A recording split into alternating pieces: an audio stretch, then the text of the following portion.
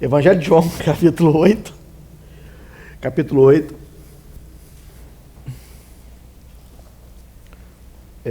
Versículo 2 em diante.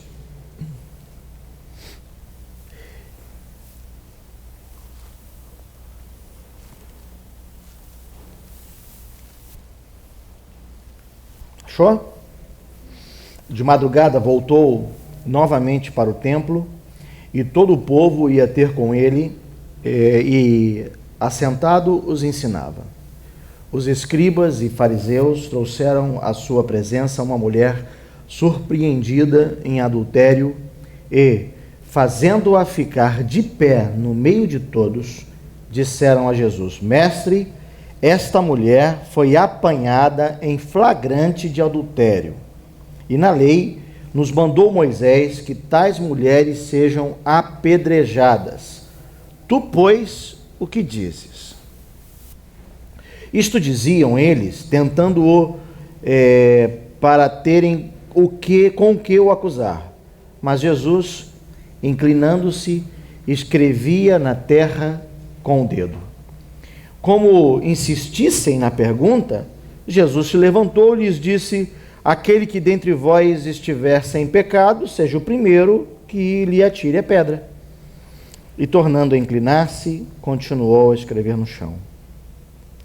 Mas ouvindo eles esta resposta, e acusados pela própria consciência, foram se retirando um por um, a começar pelos mais velhos até os últimos, ficando só Jesus e a mulher no meio onde estava. Erguendo-se Jesus e não vendo a ninguém mais além da mulher, perguntou-lhe: Mulher, onde estão os teus acusadores? Ninguém te condenou? Respondeu ela: Ninguém, Senhor. Então lhe disse Jesus: Nem tampouco eu te condeno, vai e não peques mais. Amém. Você pode orar comigo um momentinho? De novo, agora pela palavra? Feche seus olhos. Só o Senhor pode servir tua palavra? Então eu me humilho e me escondo à cruz, Senhor. Seus filhos, meus irmãos, junto comigo, precisamos da tua palavra.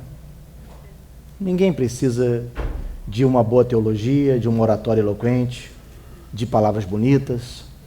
O que a gente precisa de verdade é da tua palavra. E eu sou totalmente incapaz de fazer isso, Senhor. Então eu recorro ao teu Espírito, que o Senhor tenha misericórdia e, apesar de mim, comunique tua palavra no coração de cada irmão hoje aqui, de uma maneira edificante, de uma maneira poderosa, de uma maneira tremenda. Que o Senhor de fato nos dê um norte, um azimute novo essa noite. Em nome de Jesus. Amém.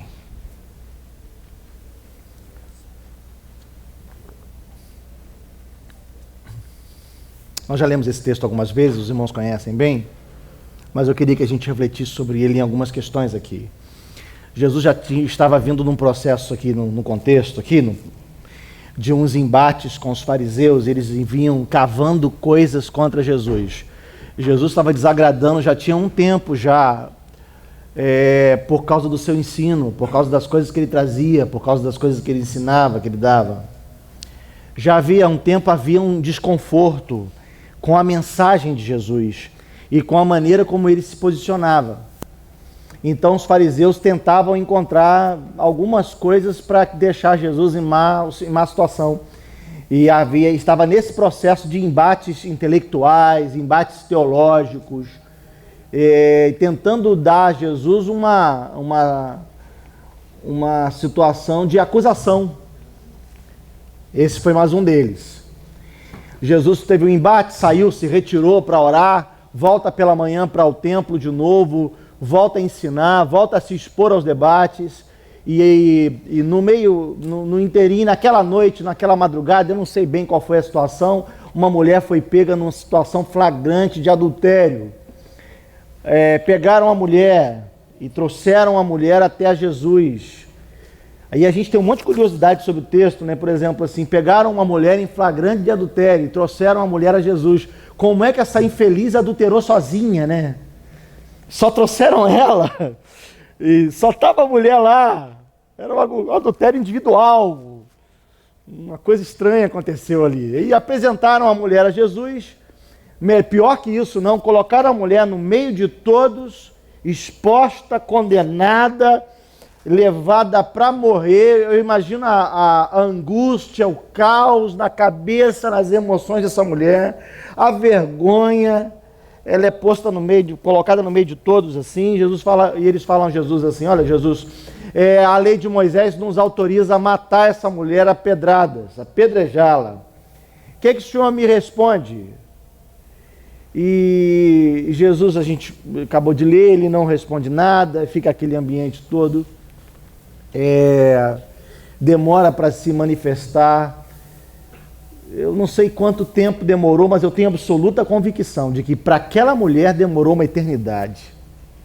Cada segundo deve ter sido insuportavelmente demorado, longo, sem fim.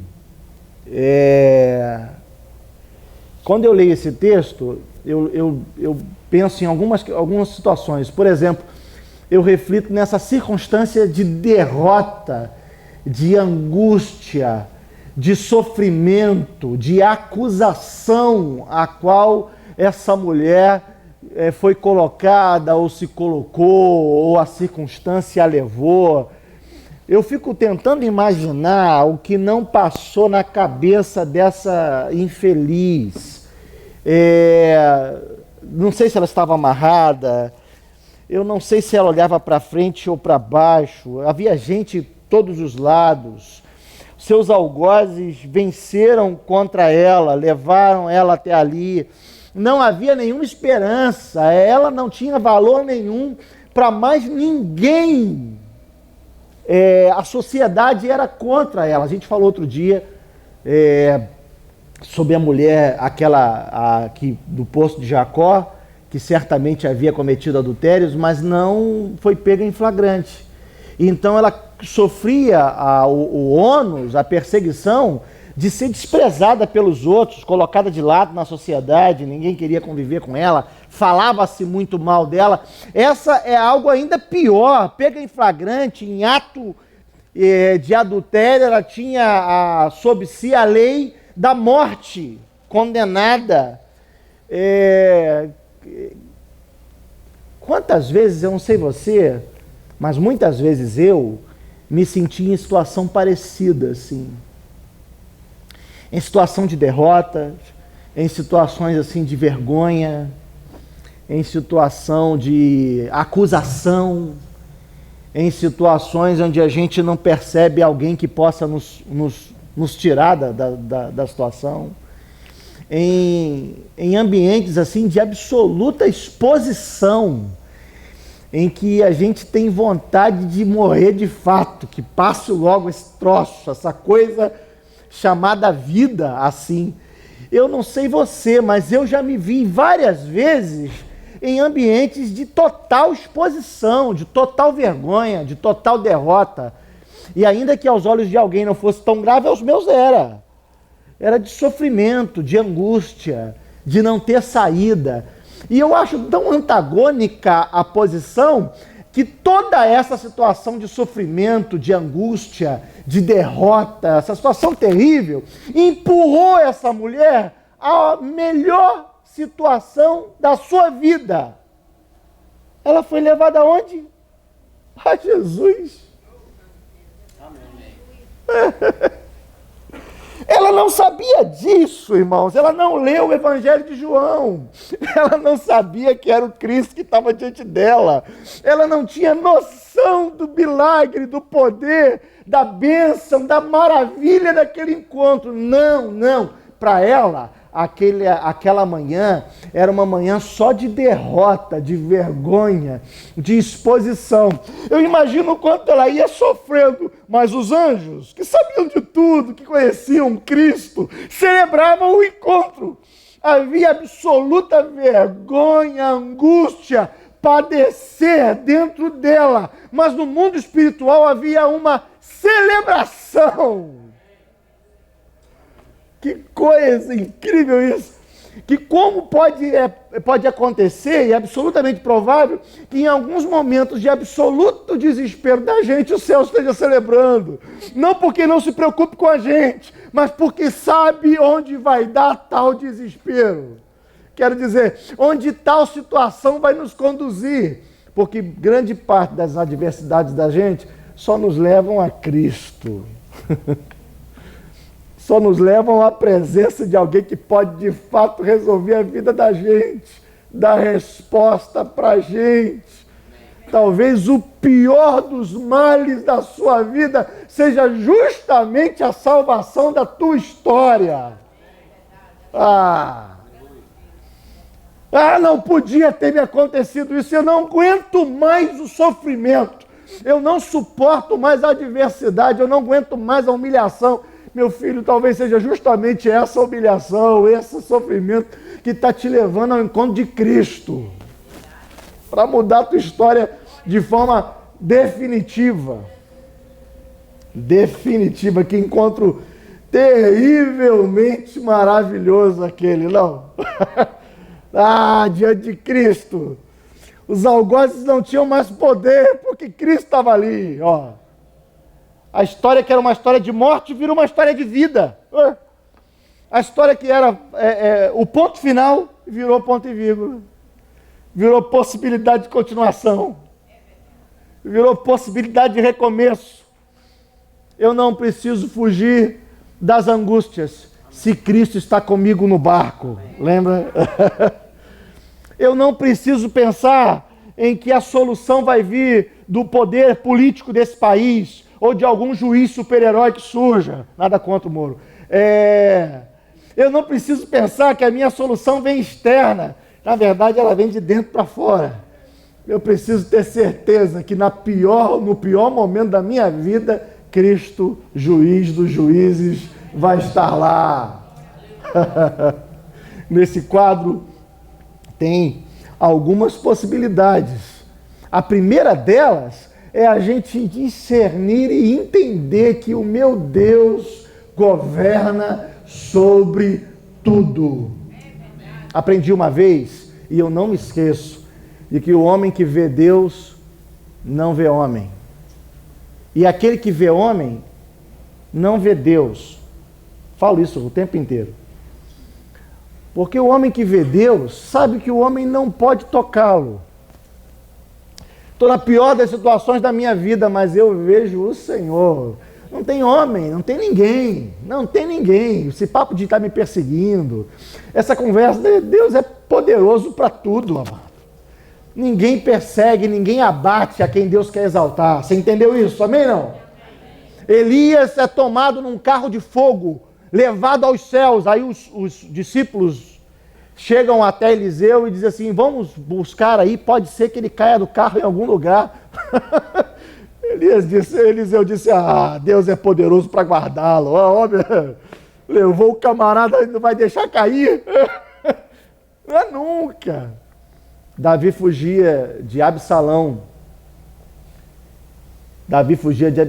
E Simei, um sujeito da época de Saul, vai até Davi, aproveita o momento de fraqueza de Davi e começa a apedrejar Davi e a xingar Davi, dizendo, Deus te deu a paga de tudo que você fez com Saul, e amaldiçoa Davi. Abissai, um dos valentes de Davi, um guerreirão, vai até lá e fala, quem é esse cão morto para falar mal do meu rei? Me dá uma ordem, rei. Eu vou lá e arranco a cabeça desse sujeito.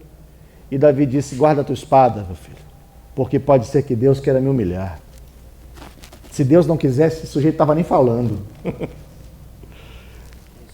Jesus estava sendo preso, Pedrão mete a espada, arranca eu ia falar a cabeça, a orelha de Malco, eu acho que ele mirou, foi a cabeça. Pegou na orelha, foi por acidente.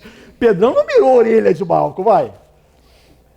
Pedrão mete a espada na cabeça de Malco, pega na orelha. Jesus cura o sujeito, fala, Pedrão, guarda a espada. Não é isso que vai me guardar, eu que estou me entregando, filho. Mais tarde, Pilatos pergunta para ele: você não sabe que eu tenho autoridade para mandar te matar e autoridade para mandar te soltar? Jesus fala o que, lembra? Se o Pai não te der, você não tem. Quem manda é o Pai. Não são os olhos que dizem se eu estou em derrota ou em vitória. O que diz se eu estou em derrota ou vitória é o céu. Tem muita coisa que nós estamos chamando de derrota e Deus está chamando de vitória. É o maior momento da tua vida, é a guinada, é a transformação da tua história. Oh. Repete comigo: quem sabe é o céu. Não é a terra. Não é a terra. E tem muita, me permita, muita derrota sendo chamada de vitória. Tem muita miséria sendo chamada de prosperidade. Bom, a pseudo-derrota, a pseudo-vergonha, a pseudo-humilhação, que a gente já viu que não foi, o maior momento da vida daquela mulher, acontece, se instala. Mas se torna maior momento por causa do entendimento de algumas figuras que estavam ali. A primeira delas era dos acusadores. Um monte de sujeito pegou a mulher, pegou só a mulher, volto a repetir, amarrou só a mulher e trouxe só a mulher que havia adulterado sozinha para ser apedrejada diante de Jesus. Aí a mulher colocada diante de Jesus, ela adulterou, ela merece morrer, é uma pecadora miserável, essa mulher é uma desgraçada, nós vamos matar, a lei de Moisés manda matar, o que você me diz, Jesus? Havia um sujeito com o dedo em risco, com o nariz em pé, donos da verdade, da santidade, da moral, da conduta ética, aqueles que tinham uma vida ilibada, aqueles que não tinham problema nenhum na sua moral, que tinham um currículo para apresentar e que podiam apontar essa mulher. Ela não é como nós, ela não vive como nós, ela quebrou as nossas regras e merece pagar por isso.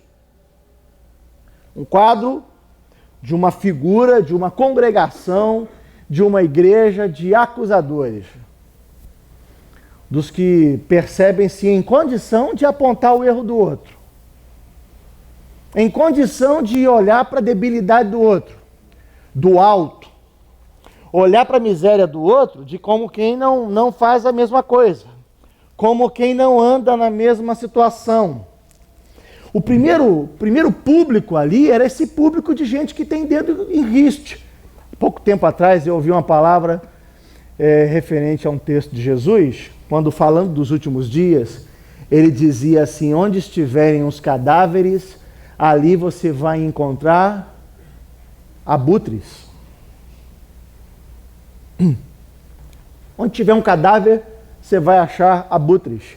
Talvez tenha sido essa uma palavra profética para a igreja dos últimos dias.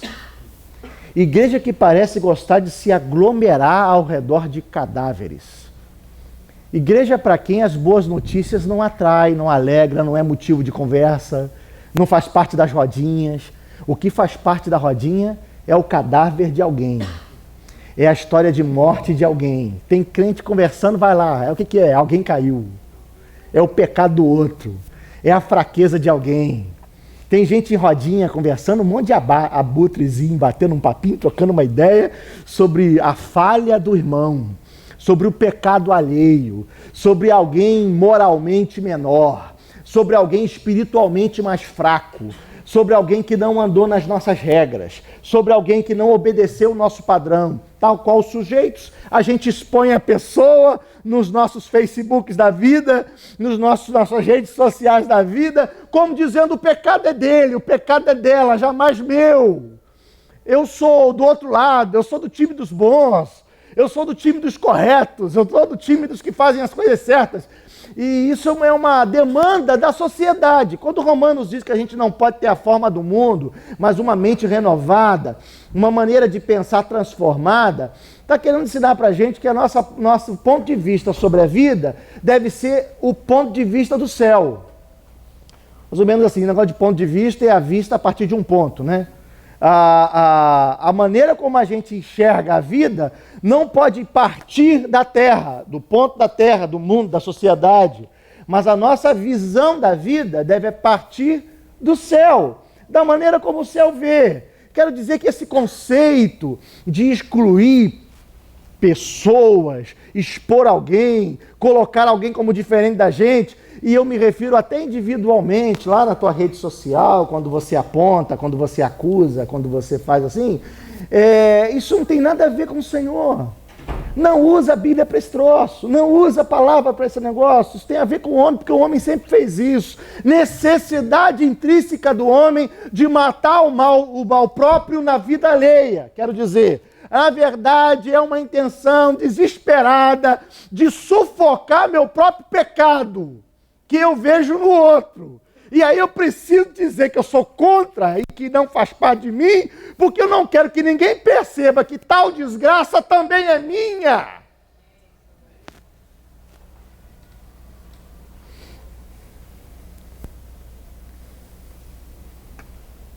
Daí a gente consegue nem ficar aborrecido quando perseguido, acusado, dedão em riste. Esse sujeito tem nada contra você, para de ficar com raiva do irmão. Ele está tentando vencer o mal nele. É por isso que a Bíblia fala, perdoa o cara, ama ele.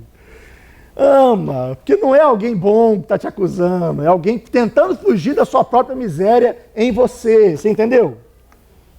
Projetando para o outro seus próprios males, sua própria angústia, seus próprios pecados, tudo mais. A segunda figura é a da mulher. Eu queria te pedir para você prestar atenção nisso comigo. Acho interessante essa situação para ajudar a gente a entender o Senhor nas acusações, nas lutas, nas angústias da gente. Porque essa mulher, ela era a vítima da história. Amém? Amém nada. Foi cilado, eu fui maldoso. Assim, ó. Amém nada. Por dois motivos. O primeiro, vou falar.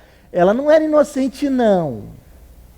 Para lá. Ninguém pegou ela dormindo e falou que ela tinha pecado. Ninguém foi lá na vigília, tirar da vigília e falar que ela estava em pecado. Não era inocente, não. Ela tinha adulterado de verdade, velho. Não foi mentira que disseram dela. Ninguém inventou a historinha dela. Primeiro ponto, aquela mulher havia de fato adulterado, ponto. Ponto.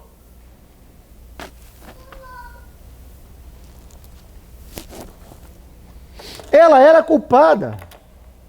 Ela era responsável. Ela era responsável. Havia sobre ela o ônus do seu descaminho, a colheita da sua semeadura. Para de querer impor sobre o outro responsabilidade dos seus próprios erros. Existe uma estratégia do inferno, de Satanás na vida da gente, de vitimar você. Deus não vitima você em nenhuma situação. Nenhuma situação. Para com esse negócio. Deus não põe ninguém no colo e fala, coitadinho de você, meu filho, estão falando mal de você. Caramba, coitado de você, você não merecia passar por isso. Você não vê nenhum texto bíblico, nenhuma referência bíblica que aprove o sentimento de vítima de ninguém.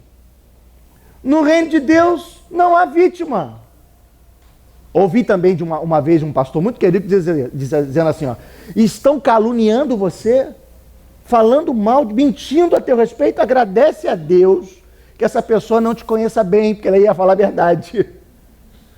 Se é mentira é porque ela não te conhece direito.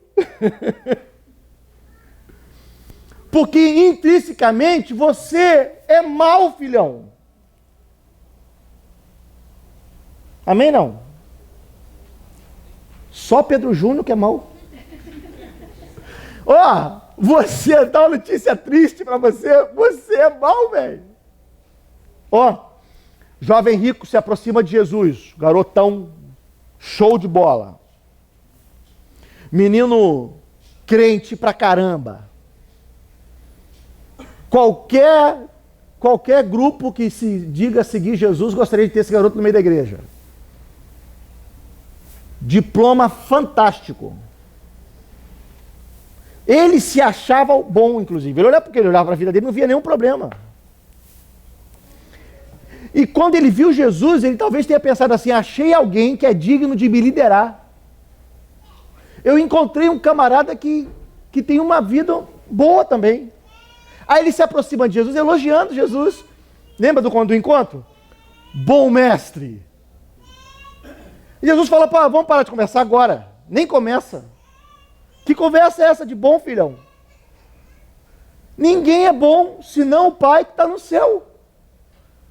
Jesus fala, vamos parar logo no início de conversar, porque você está me chamando de bom, porque no fundo você se acha bom, e eu quero dizer que nem eu aceito o título de bom, tampouco você deve aceitá-lo, filhão. Para a conversa agora. Então diga assim para quem está do teu lado, você não está com essa bola toda não, filho.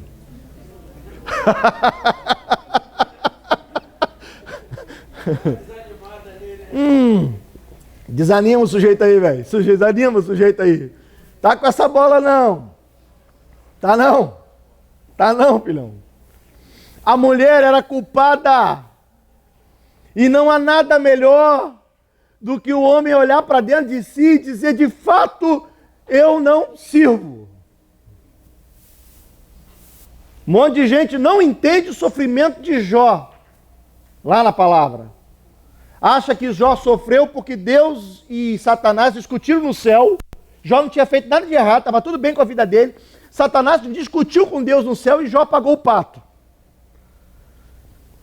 E Jó não tinha motivo nenhum para ter sofrido o que sofreu. Mas não é verdade. Jó padeceu tudo que padeceu porque ele se achava bom. Lá no final do livro, ele fala assim, Deus, eu me abomino no pó e na cinza, eu sou mau, o Senhor tem razão em tudo, então eu me arrependo de quem eu sou. E aí Deus fala, então agora é hora de mudar o cativeiro desse cara. O cenário daquela mulher é que ela não era boa. O maior motivo do sofrimento de alguém é se achar injustiçado e bom. Mentira do inferno. Mentira do inferno. Porque a única injustiça sobre a nossa vida é que nós recebemos a salvação, irmãos. Isso não é justo. Isso não é justo. A única injustiça certa sobre mim e você é que o Pai resolveu não ser justo e me absolver por causa da graça. Porque se Deus fosse justo, eu estava condenado, absolutamente condenado, irremediavelmente condenado. Mas Deus pegou a justiça, deixou de lado e resolveu derramar sobre a minha vida graça e misericórdia. Misericórdia. Porque quanto a alguém que pode padecer, sofrer, perseguição, ser falado, absolutamente justo. Absolutamente justo. Essa mulher, ela não era injustiçada, nem tão pouco vítima. Me desculpa, amado, mas de tudo que você padece, sofre, não é vítima. Você não está vitimado pela situação. Você não é um coitado. Você é um tremendo filho de Deus. E todas as situações sobre a sua vida têm data para começar e data para acabar. A hora que aprovei o nome do Senhor, tal qual Jó, Deus vai falar, chega filhão, volta para cá, volta para a condição original que eu te dou, volta para a vida original que eu construo para você. Vamos restaurar esse negócio. Vamos voltar essa conversa. Amém, não? Amém. Última coisa que eu acho legal de refletir é Jesus. Jesus, essa mulher foi pega em adultério, flagrante, a lei de Moisés manda apedrejá-la. O que é que o Senhor me diz disso? Jesus, o que está fazendo aqui, Jesus? Levanta, velho. O assunto é sério, cara. A mulher foi pega em adultério. Jesus se abaixa para escrever na areia. Eu fiquei muito tempo orando e estudando para entender o que ele estava escrevendo. Eu queria entender, ninguém fala o que ele estava escrevendo. Nenhum dos evangelhos fala, nenhum historiador fala. Não tem relato sobre o que Jesus decidiu escrever no chão. E sabe o que eu acho? É porque ele não estava fazendo nada de importante. Jesus devia estar jogando o joguinho da velha, velho. Alguém falou, Jesus, essa mulher foi pega em adultério, a lei de Moisés manda apedrejá-la, e o Senhor... E em outras palavras, ele me disse, me tira dessa.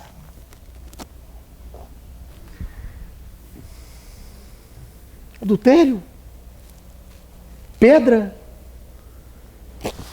Estou fora. Eu tenho coisa mais importante para fazer, escrever no chão. O que eu estou querendo dizer? Jesus sai de cena quando o assunto é picuinha. Jesus sai de cena quando o assunto é um certo e outro errado. Para. Jesus sai de cena. Não me interessa. Jesus, nós somos aqui os fariseus, os homens da lei, os homens que lutam pela verdade, pelo que é certo. Pegamos essa mulher em flagrante de adultério e vamos apedrejá-la.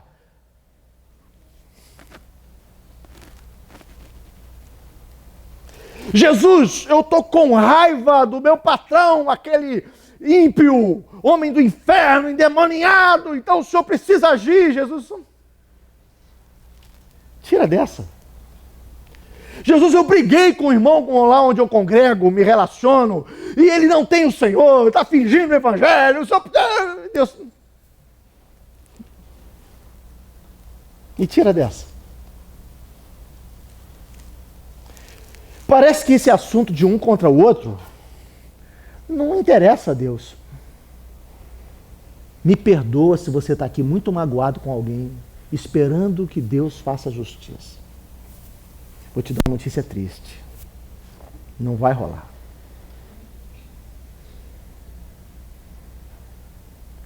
Porque quando Deus amou, Ele não amou você, miserável.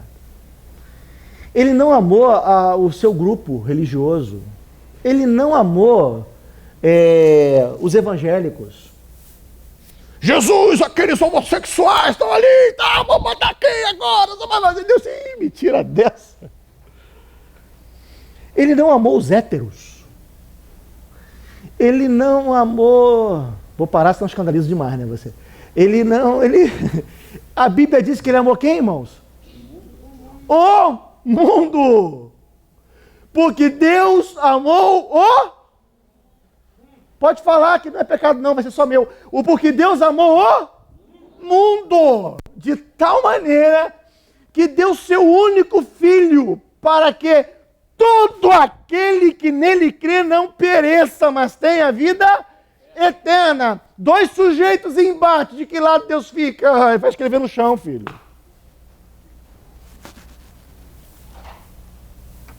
É igual o crente orando pelo seu time de futebol.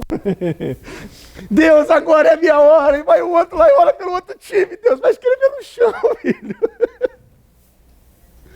Deus não tem nada a ver com o teu ódio por quem quer que seja. Com a tua sede de justiça por quem quer que seja. Porque para Deus não existem dois lados. Onde Ele precisa escolher um para ficar. Porque Ele amou o mundo. Tenho nada a ver com isso, com quem é certo, com quem é errado, que puniu o errado. Esquece, não é assunto que interessa a Jesus. Ele vai escrever no chão, joguinho da velha na certa. Aí porque insistiram com Jesus, ele resolve levantar. Antes de continuasse no chão, pensaram os fariseus depois que ele levanta. É sempre assim, né?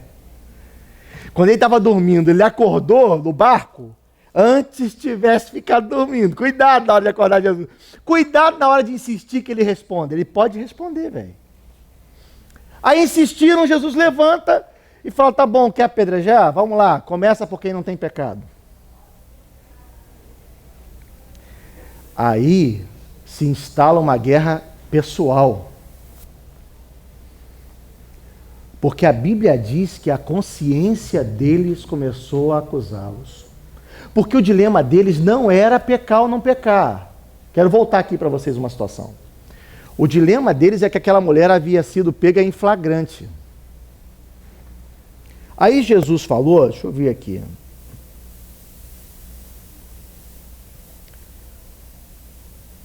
Jesus fala e sai de cena de novo, né?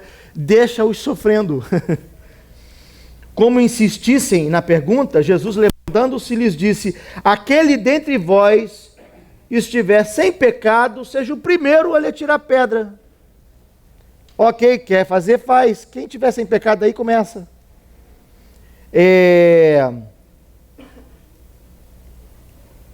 E tornando-se a inclinar-se, continuou a escrever no chão. Mas ouvindo eles esta resposta, e acusados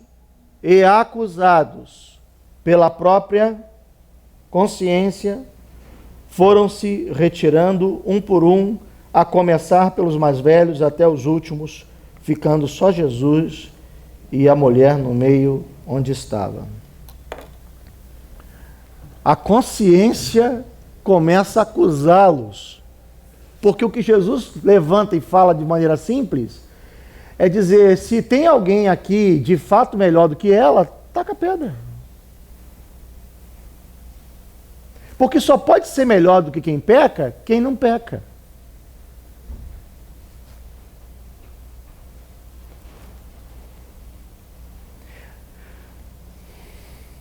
A consciência bateu em um, bateu em outro, bateu em outro, bateu em outro. Graças a Deus. Eu queria dizer que aquela manhã não foi uma manhã maravilhosa para aquela mulher. Eu acho que foi uma manhã maravilhosa para cada um daqueles homens que saíram dali menos sofismados, menos engodados, menos enganados pela sua própria consciência, porque naquela manhã sua consciência foi verdadeira. A consciência chegou enganada, dizendo nós somos melhores do que ela, e saiu dali verdadeira. Verdadeira. Me perdoa, filhão, mas se você tem alguma coisa contra teu irmão, é porque em algum lugar da tua consciência você se sente melhor do que ele. Se você não se sentir melhor ou maior, então você é servo. Servo não tem nada contra ninguém. Tem não. O amor, ele é uma dívida, não é um crédito. Você entende isso ou não? Amor é dívida, não é crédito. O que isso quer dizer? Bem assim. Quem é maior? É quem deve ou é o credor? Numa relação? É o credor, é o maior. Dois caras conversando. Um emprestou o dinheiro, o outro está devendo e não pagou. Como é que é a postura dos dois? O que está devendo é narizinho para baixo, falando baixinho: você me perdoa, me dá mais um prazo aí. Eu vou dar um jeito, vou resolver esse negócio. Como é que é a postura do credor? Peito estufado, nariz para cima, dizer: como é que é, meu irmão? Como é que você não me paga, rapaz? Tá pensando que eu não te dei dinheiro, não? Estava te prestando só, rapaz. Que sujeito sem caráter que tu é, rapaz? Não é não? Cheio de autoridade, fala alto, tom de voz alto. Quando a gente se relaciona com o irmão, como é que a gente se relaciona, amado? Tu é credor ou devedor? A ninguém devais coisa alguma a não ser o quê? Então quer dizer que o amor te coloca como devedor irreparável uns dos outros. Então quando você for estar com o irmão, você tem que lembrar como é que você é com esse irmão, devedor. Então, postura de devedor. Voz mansinha, cabeça para baixo. Postura de devedor. É a nossa posição com os irmãos. É a nossa postura com os irmãos. Aqueles camaradas chegaram aquela manhã ali como credores e saíram como devedores. Que maravilha! Que transformação espetacular aconteceu na vida de cada acusador aqui. O que eu estou querendo dizer, e vou falar abertamente, é que cada irmão a quem você acusa, de seja lá do que for, você é desse irmão um credor. Não é esse teu lugar. Não é. O Senhor te dê graça de encher a tua consciência de verdade essa noite, a fim de tal qual aqueles fariseus, e eu estou falando de comparando a eles mesmos, desculpa, você saia daqui como devedor desse irmão. Porque é assim que eles saíram. Aquela manhã os sujeitos foram abatidos por sua consciência e saíram assim: eu não posso acusar nenhuma adúltera pega em flagrante. Eu sou mesmo pior do que o do cavalo do bandido. Terrível. É isso que você é. Pode não, filho. Pode não. Jesus se levanta, depois de um tempo, todo mundo já tinha ido embora, e pergunta para a mulher: e teus acusadores onde estão? E a mulher, quase na hora de suspirar, disse: Jesus, eles foram todos embora. Não sei se essa mulher conhecia Jesus, mas talvez houvesse um receio de que fosse Jesus o único digno de tacar a pedra. Bem, a gente sabe que era, né? Ele podia. Mas ele que podia, resolveu dizer: não é esse meu assunto com você. Esse assunto de pedra era o assunto deles. Meu assunto com você é que você vá e não peques mais. Meu assunto com você é que você tenha a possibilidade de um novo caminho. Meu assunto com você é que você siga de forma diferente a partir de agora. Vai, filha. Vai e não peca mais. Deixa eu falar duas coisas com vocês. A gente entende Jesus de duas maneiras erradas. Uma é que há quem entenda Jesus como um acusador, que tem pedra na mão também. Que a hora que eu vacilar, ele ripa. Está errado, irmão. Não é não. Mas também há um entendimento errado que Jesus é o paizinho irresponsável, permissivo, que concorda com você o tempo inteiro. E não é não, filho. Porque o assunto de Jesus não é pedra, mas também não é tá tudo bem. Eu entendo que você erra mesmo, compreendo que todo mundo é fraco. Então, vai lá, um dia talvez você melhore. Filho, meu assunto com você não é pedra. Meu assunto com você é que você vá e não peques mais. Meu assunto com você é a possibilidade de um caminho novo para você. É a possibilidade de um viver novo com você. Eu queria terminar refletindo e orando sobre esse assunto de Deus com a gente. Eu, durante muito tempo, achei que o pecado era um problema de Deus. Durante muito tempo, eu achei que o meu pecado feria Deus, de alguma maneira. Quando eu pecava, isso feria a imagem de Deus, Deus ficava aborrecido com isso. Isso incomodava Deus ou tocava a santidade de Deus. E eu demorei a aprender que não, irmãos. Assim, Deus não é tocado pelo meu pecado. Ele é santo. Para Deus, o meu pecado não muda nada. Inclusive, não muda nada o amor dele por mim. Não muda nada. Qual o problema do pecado, então? O pecado é que destrói a mim. Do mais vil dos pecados ao mais banal, cada ato de pecado faz de você menos gente. Eu estava sentado numa mesa de negócios uma vez, conversando com umas pessoas, e começou um assunto pessoal de adultério. Homens na mesa conversando, é natural isso, né? Aí, de falar de mulher e tal, essas coisas assim. Aí, no meio da conversa, assim, alguém estocou que eu era cristão. Acho que tocou porque eu não participei da conversa, fiquei calado, deixando eles... Aí ficaram sem graça e o cara falou. Aí quando o camarada falou, eu percebi um gancho para eu falar. Ih, rapaz, desculpa, Alexandre, tu não... O negócio é outro, né, e tal. Aí eu falei assim, não, mas não tem... Você está achando que Deus tem problema com vocês, de pecado de vocês fazerem isso? Deus não está importando com isso, não. Aí os caras ficaram assim, igual vocês estão alguns assim agora. Aí o cara, como assim não, velho? Ele está falando para mim que Deus não... Eu falei, não. O problema de Deus não é que você cometeu algo que ele não queria e agora ele ficou aborrecido porque você fez algo que quebrou a regra dele. O problema de Deus é que ele sabe que isso que você faz destrói você. E ele te ama, pô. Pecar não é um problema de infringir a regra de Deus, irmãos. Pecar é um problema de destruir aqueles a quem Deus ama. O problema de Deus com o pecado é que ele sabe que o pecado te destrói. Sabe o pecado que você traz como prática na sua vida e que muitas vezes ninguém sabe, você acha que porque ninguém sabe não tem problema, que Deus é amor e Deus perdoa. Eu quero dizer que isso tem uma parte de verdade, porque Deus é amor, é verdade, e Deus perdoa também é. Mas o problema do pecado é que ele destrói você. Então é por isso que Deus não está preocupado a uma pedra para te acusar, mas Ele está preocupado em um novo caminho para te resgatar. Puro e simplesmente o fato de que Deus ama você. Mulher, eu também não te acuso, mas vai e não peca mais, vai. Você pode orar comigo?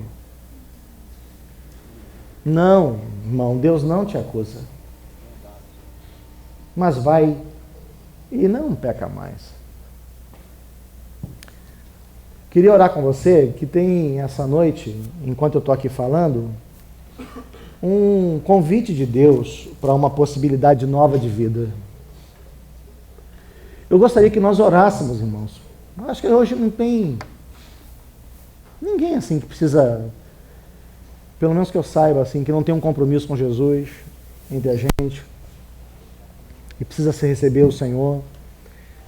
Mas talvez haja aqui entre nós assim algum irmão que precisa de um conserto com o Senhor, precisa de uma conversa franca com o Senhor, porque tal qual aquela mulher, Jesus está dizendo que deseja uma possibilidade de caminho novo para você e com você.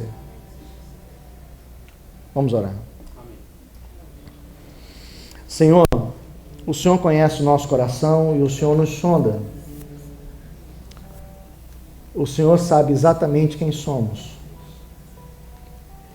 O Senhor sabe dos nossos caminhos maus e dos caminhos bons.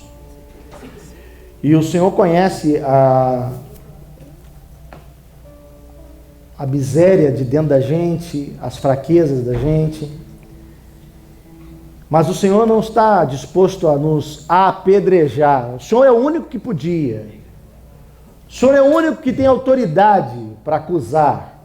Mas o Senhor resolveu não fazer isso. O Senhor nos ama, Senhor. E o Senhor, por causa do teu amor, resolveu que o teu serviço em nós, o teu trabalho em nós, é nos guiar por um novo e vivo caminho. Seja, Senhor, sobre cada irmão, sobre cada irmã aqui essa noite, graça para viver em um novo e vivo caminho. Ainda que o Senhor retire de diante de nós toda acusação, como o Senhor fez lá na cruz do Calvário. Ainda que o Senhor rasgue a cédula de dívida que havia contra nós. Nos ajuda, Senhor, a lidar com essa remissão de maneira responsável, construindo um novo e vivo caminho para nós. Muito obrigado, Senhor, pelas mais terríveis situações da vida que nos levam ao Senhor. Obrigado, Senhor, pelas mais terríveis situações da vida que nos humilham, que nos lembram a condição que temos de servos dos nossos irmãos. Obrigado pelos encontros contigo, Senhor, que podem construir para a gente a possibilidade de um novo e vivo caminho.